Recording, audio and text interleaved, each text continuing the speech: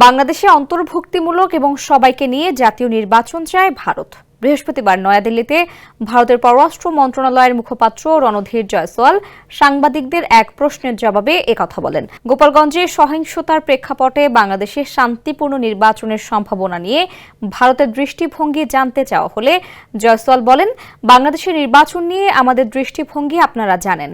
একটি গণতান্ত্রিক দেশ হিসেবে আমরা বাংলাদেশের নির্বাচনকে স্বাগত জানাই, যেটা অন্তর্ভুক্তিমূলক এবং যাতে সবার অংশগ্রহণ থাকে। বাংলাদেশের অন্তর্বর্তী সরকার আগামী মাসে 1 বছর পূর্ণ করতে চলেছে উল্লেখ করে এই প্রেক্ষাপটে ভারত বিশেষ গুরুত্বের উন্নয়ন প্রকল্পগুলোর বিষয়ে জানতে চাইলে জয়সওয়াল জানান, ভারত বাংলাদেশের সাথে একটি ইতিবাচক ও গঠনমূলক অংশীদারিত্ব চায়। RICL TMX, যুগের পর যুগ স্থাপনা থাকে মজবুত। এছাড়া বাংলাদেশের সাথে ভারতের নেতৃত্ব পর্যায়ে আলাপ আলোচনা হয়েছে উল্লেখ করে তিনি বলেন, দুই দেশের মধ্যে উন্নয়ন অংশীদারত্ব সহ অনেকগুলো ক্ষেত্রে সহযোগিতা চলমান রয়েছে।